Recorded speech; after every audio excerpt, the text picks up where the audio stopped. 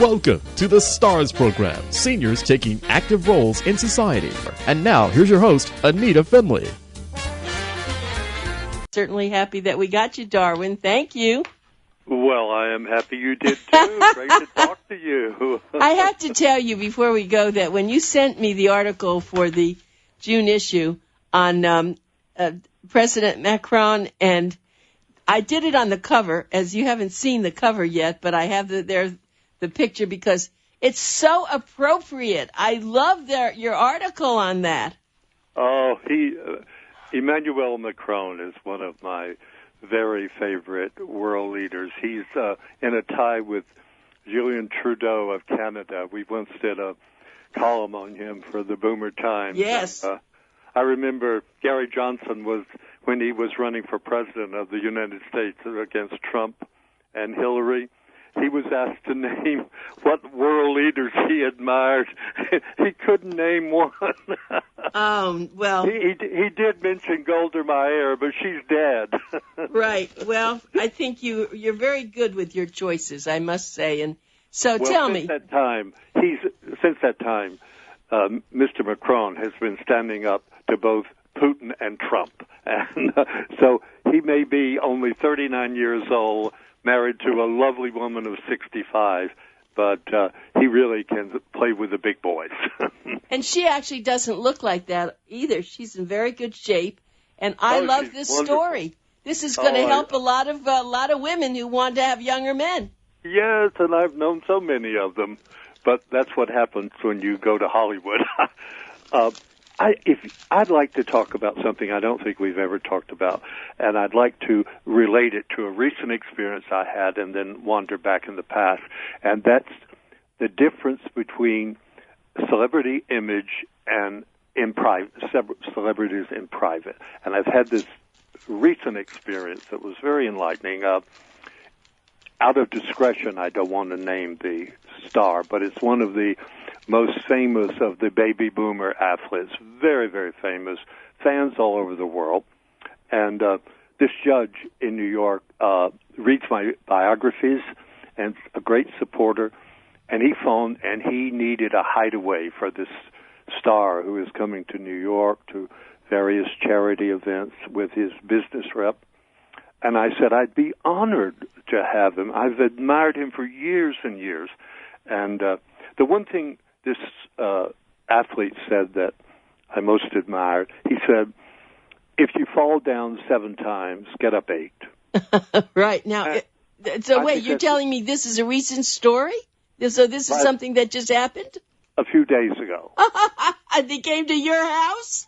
Yes, and now, in all fairness, he was very respectful of me, but the moment he arrived, first he started complaining that he lives in the Rocky Mountains. He says, I hate urban areas. I just hate them.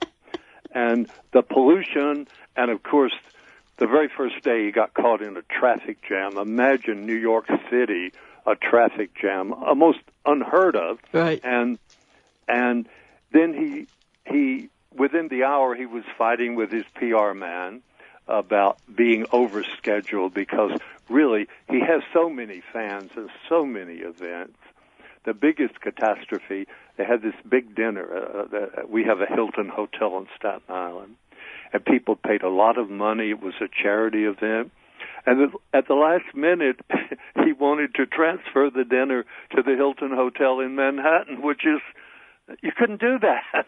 Oh, my goodness. And it was just one thing after another. But he is still an inspiration to a lot of people. But the people who had to handle him all told me they will be very, very happy to learn that he has returned to his home in the Colorado mountains. Because if anybody could handle someone like that, you both could. Well, you see, I've had a lot of experience, and I want to tell you my first experience with realizing that celebrities are very different in person from what they are, and it began in 1957 when I read that Lucille Ball and Desi Arnaz, who at that time were the most popular entertainers in the world. In fact, as we speak now, their I Love Lucy sitcom. I know you must have seen it a million times. Oh, yes. It is being shown somewhere in the world today. And they arrived on Miami Beach, and I was able to get in touch with their PR thing, and as the editor of the University of Miami newspaper, I invited them to the student union. And you know what? They accepted. I couldn't believe that. I mean, there was so much demand on them, and they arrived, and they were very charming with me, except I learned what a superstar does. Lucille had this terrible cough, and every time she started into a coughing fit, she grabbed hold of me, so we got to share her cough. And then, now they were great in public. Once the cameras were there or people were there, they were fabulous. The moment they left, Lucille got into a fight. She accused Desi of sleeping with a showgirl on Miami Beach the night before. So they had a big... But then the people came in, and they became Lucy and Ricky Ricardo. Did he? I thought it was amazing. Did he, though? Had he slept with someone? Yes. Oh, yes. He was... he had been quite a... he was quite a womanizer, even from the beginning of their marriage, and... she did tell an interesting story that night when we went out to dinner. She admitted right in front of Desi that she was trying to break off. She decided to divorce him in 1944 because of his womanizing, although she had some manizing on the side herself. And remember, these are not the Ricardos.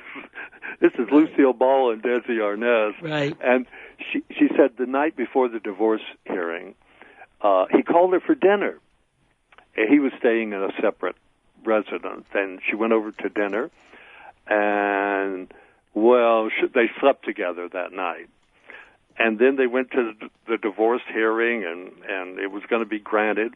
But then he invited her back to dinner that night, and they slept together again. Well, somehow the judge found out, and there is a law in California that if you sleep with the man you're divorcing, your husband, your wife, during 1 year after you file your court hearing, it would be invalidated. So they stayed together for another 17 years. That was quite a dinner. She told me the only man that she ever, during that 17-year period, the only man she ever considered divorcing Desi for was William Holden. Mm.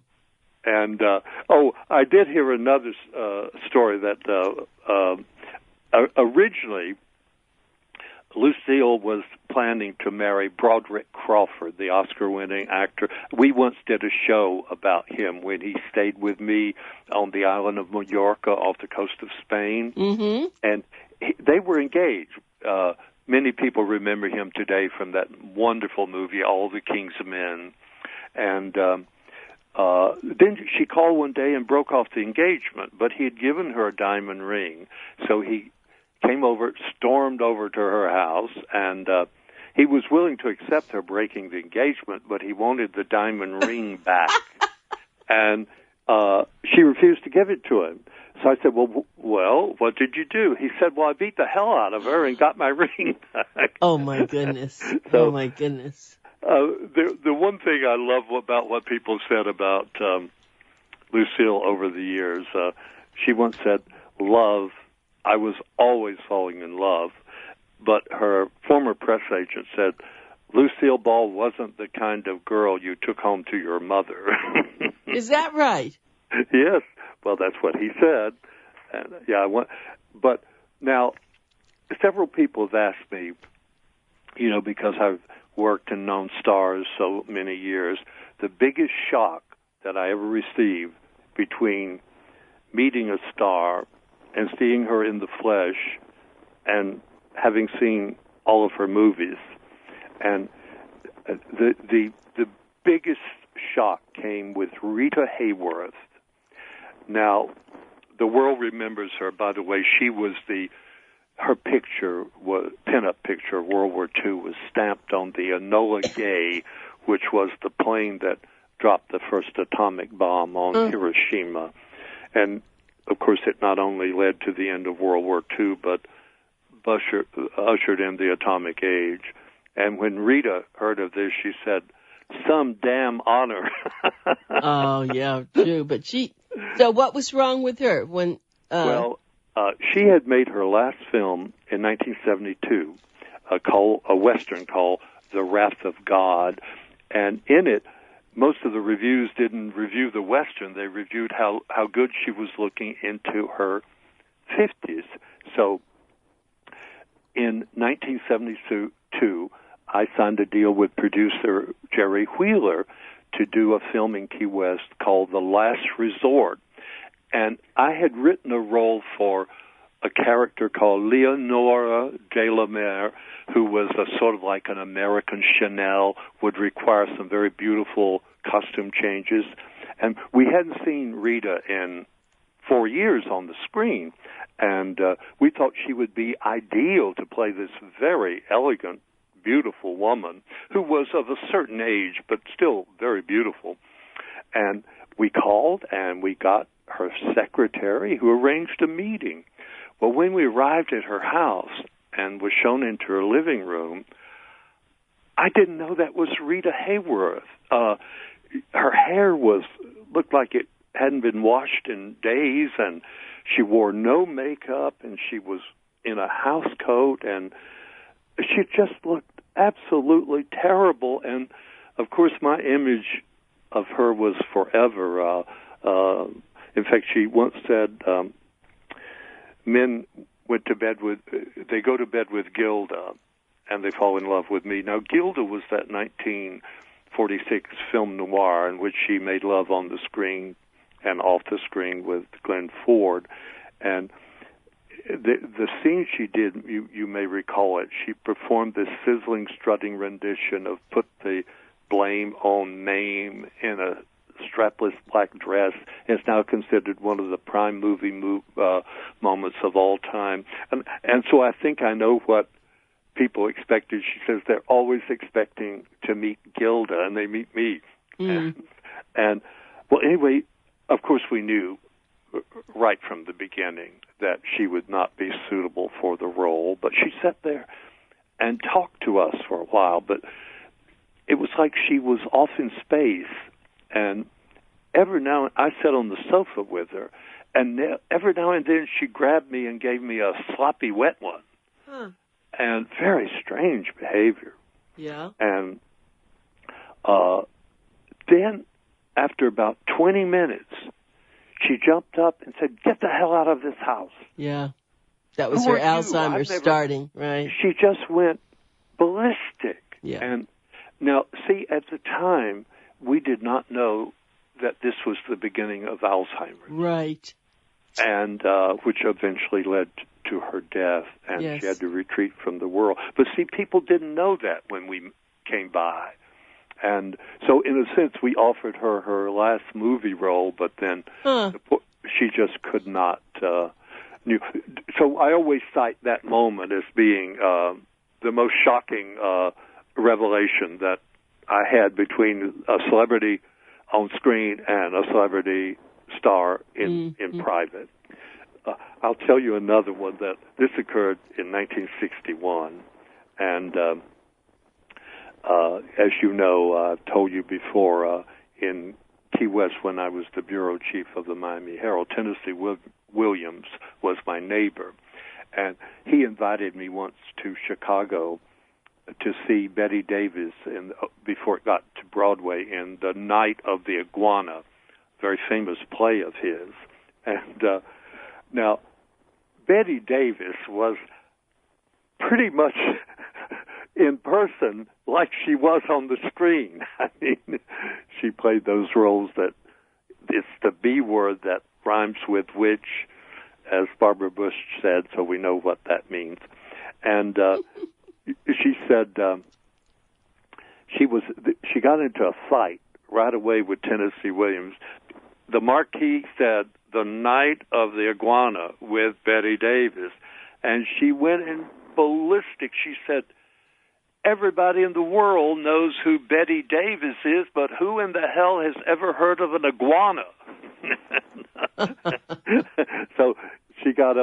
finally got her way. But in a way, she tried to explain herself. She said, until you're known in my profession as a monster, you're not a star. Oh, my goodness. But I went to, Betty was impersonated recently, in Feud with yes. On the screen. We featured that on our cover also. Yes, that was wonderful, and it was very popular, and I just got word that it was so successful, when the feud, it was between Betty Davis and Joan Crawford when they made Whatever Happened to Baby Jane. And it became so successful with TV audiences, now they're considering other properties. And yesterday I agreed to turn over the rights for a possible TV series on the Gabor sisters. You were talking about that once, and that's going to come to fruition? Well, let me put it this way. I'm going to be paid whether it comes to fruition or not. Good. Many of these projects fall through on the way. I've had 5 films that I was paid for, but they were never filmed. Huh. So some benefit, right?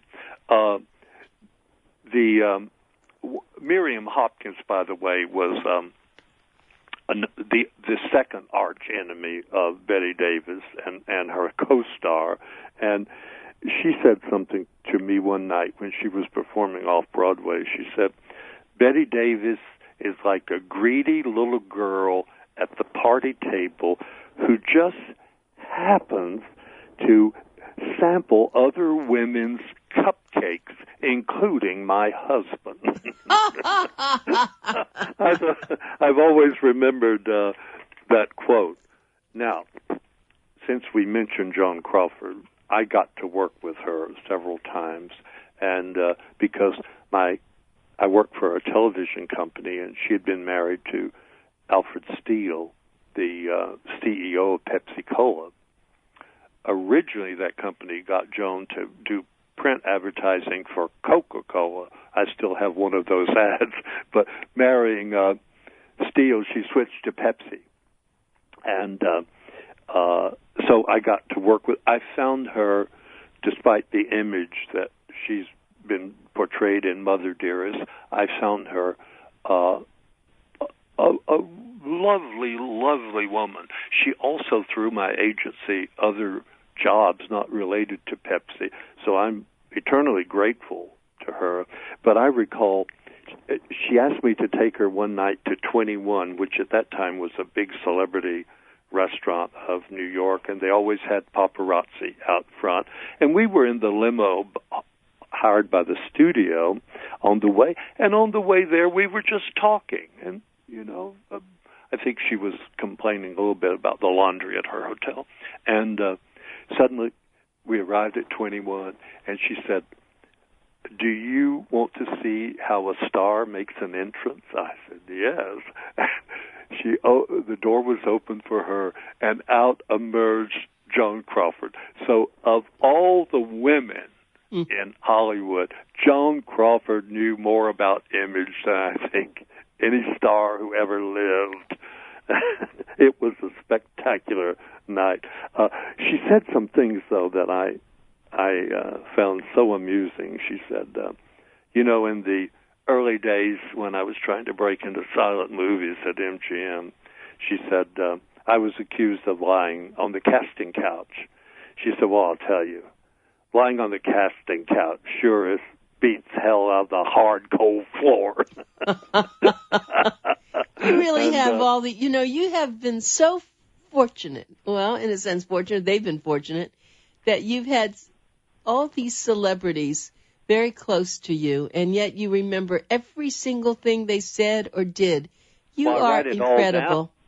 In fact, I'm using it now in many of my biographies. She did say something else that I always found interesting. She said when she first met Greta Garbo at a dinner party in the 1930s, she said, if there was any time in my life when I might have been a lesbian, that was it. I thought that was interesting. Now, of course, Betty Davis, who really, as you saw in The Feud, that TV series, she said, well, I'll tell you one thing. Joan Crawford slept with every male star at MGM except Lassie. That's good. Yeah.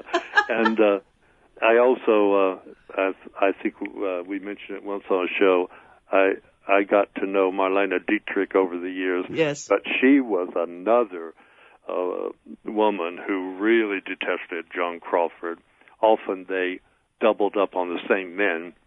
And she said, that terrible, vulgar woman with the pop eyes beating her children. But what do you expect from that class? A cheap tap dancer. I'll have just one more quote from her before moving on. She said something once to me. She said, you know, I have ninny pies like Marilyn Monroe, but I don't have to go and flaunt them all the time. And I finally quickly figured out that ninny pies, that was a euphemism for breasts. Ninny pies. You've got to remember that. I do. I didn't. Yeah, I don't know when. That's a long time ago, isn't it? Yeah. Sorry. Okay. That's way in my past. Let's see now. We have, I want to tell you that, talking now of image and reality,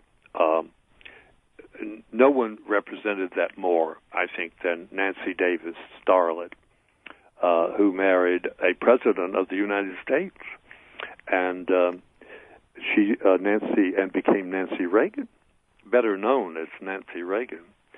Her stepson, Michael Reagan, I think he's living in Florida now. He said, if Nancy knew that she would become First Lady in the 1980s, she would have cleaned up her act in the 1940s. And she was always very discreet about herself. She said, I knew that being the wife of Ronnie was the only role I ever wanted to play.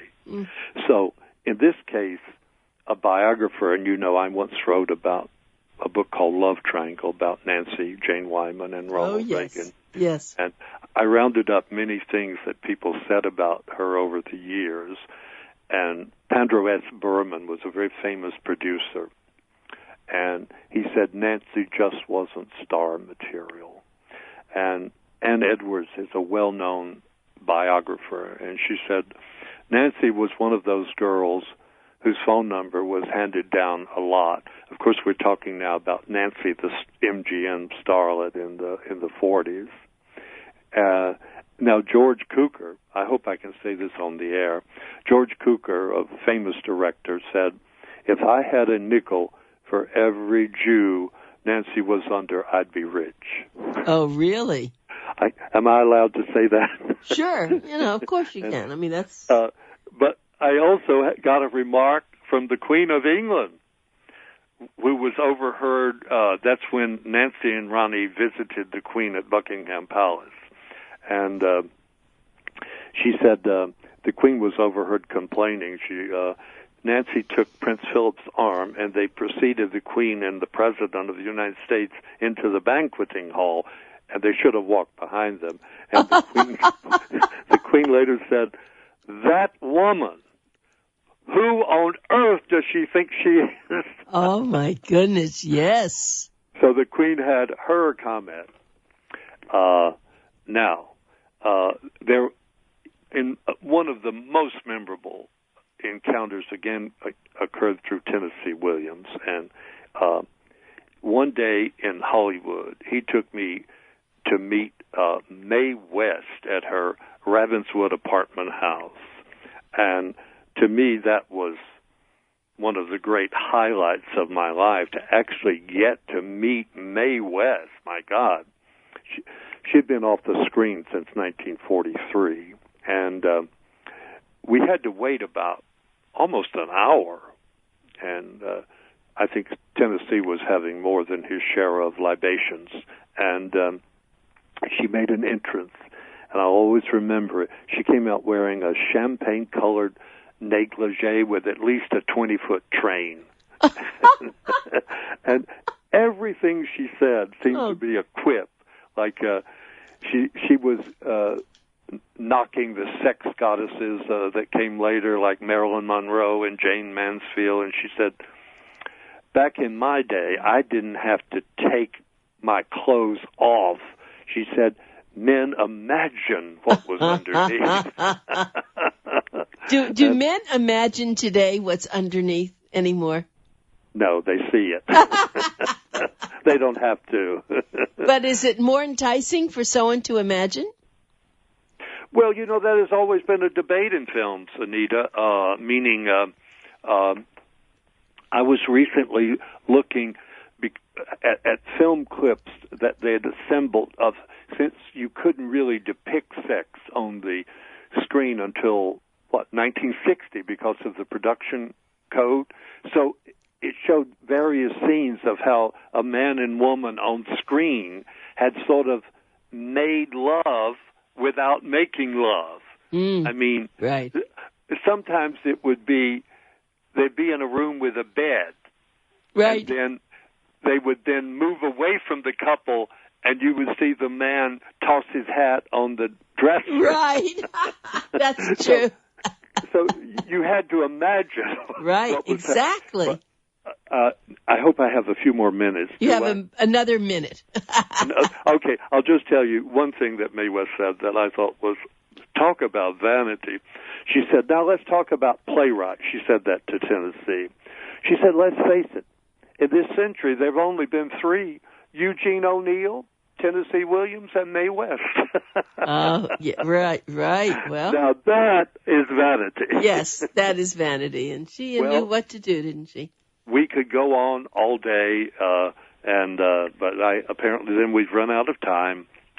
And is that right? We're out of time now? Yeah. We have 1 minute. Well, like a half a minute or so. But anyway, I have to tell you. Okay, I'll tell you real quick. I'm sorry. No, go. Real quick, I'll just have one more comment that I just adored. I got to know Susan Hayward when she lived in Fort Lauderdale. I worked for the Herald in Fort Lauderdale before I went to Key West, and I got to meet Susan Hayward several times. And one night she said, men, I'd like to fry them all in deep fat. And I've had them all from John F. Kennedy to Ronald Reagan, from William Holden to Howard Hughes. So she was bitter. Susan Hayward. I didn't realize that. Okay. Well, thank you, it's just been wonderful being with you. You've heard enough gossip for one day. Yeah, you've done a great job with us, and I miss you. And we'll talk about who that star is that you're kidnapped there. Well, that'll be in private. Okay, I know. All right. Thank you so much. All right, bye. Have a good show today. Yes, thank you. Bye.